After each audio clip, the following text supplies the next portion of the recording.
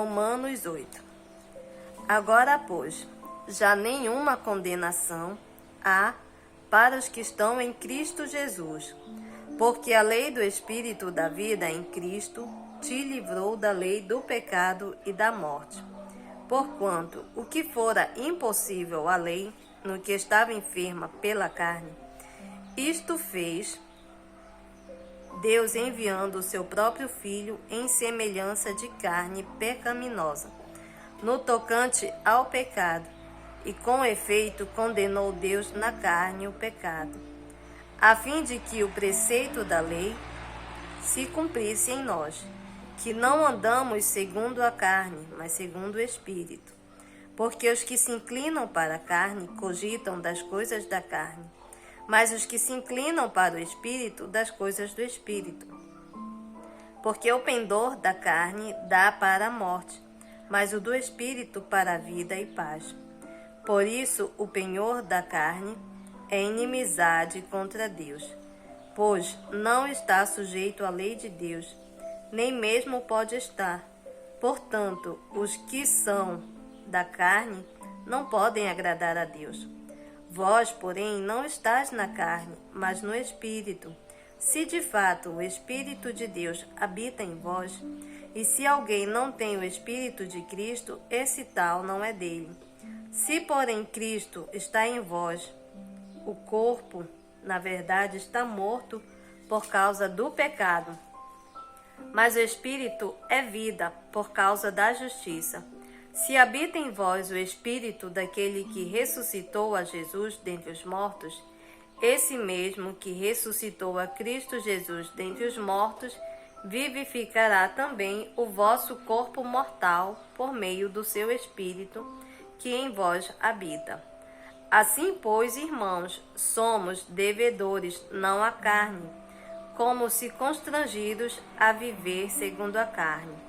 Porque se viverdes segundo a carne, caminhais para a morte.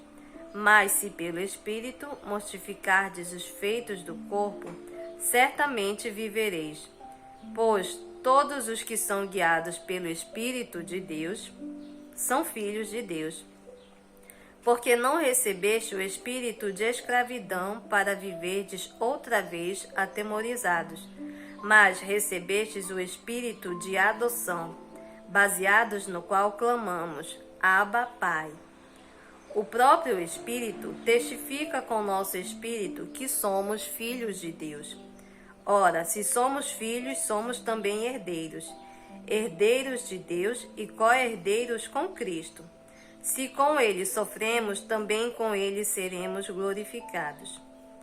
Porque para mim tenho por certo que os sofrimentos do tempo presente não podem ser comparados com a glória a ser revelada em nós.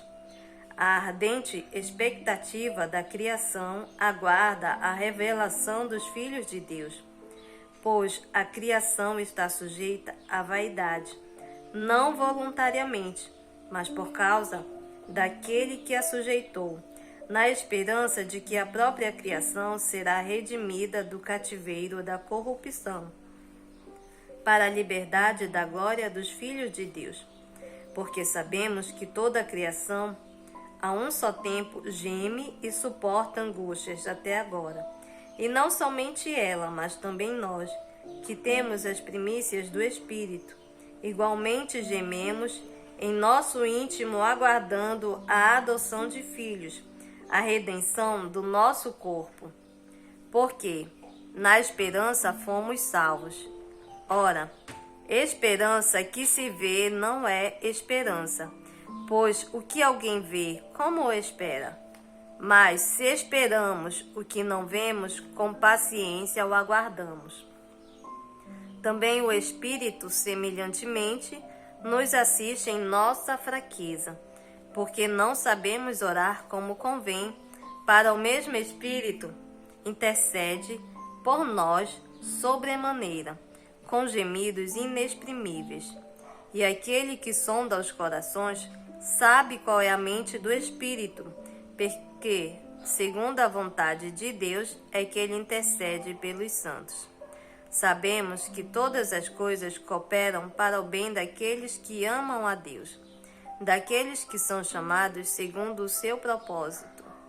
Porquanto, aos que de antemão conheceu, também os predestinou para serem conforme a imagem de seu Filho, a fim de que ele seja o primogênito entre muitos irmãos. E aos que predestinou, a estes também chamou. E aos que chamou, a estes também justificou. E aos que justificou, a estes também glorificou. Que diremos, pois, à vista dessas coisas? Se Deus é por nós, quem será contra nós? Aquele que não poupou o seu próprio Filho, antes por todos nós o entregou, porventura não nos dará graciosamente com ele todas as coisas? Quem intentará acusação contra os eleitos de Deus? É Deus quem os justifica. Quem os condenará? É Cristo Jesus quem morreu, ou antes quem ressuscitou, o qual está à direita de Deus e também intercede por nós. Quem nos separará do amor de Cristo? Será a tribulação, ou angústia, ou perseguição, ou fome, a nudez, o perigo, ou a espada? Como está escrito: por amor de ti somos entregues à morte o dia todo. Fomos considerados como ovelha para o matadouro. Em todas estas coisas, porém, somos mais que vencedores por meio daquele que nos amou. Porque eu estou bem certo de que nem a morte, nem a vida, nem os anjos, nem os principados, nem as coisas do presente, nem do porvir, nem os poderes, nem a altura, nem a profundidade, nem qualquer outra criatura poderá separar-nos do amor de Deus que está em Cristo Jesus, nosso Senhor.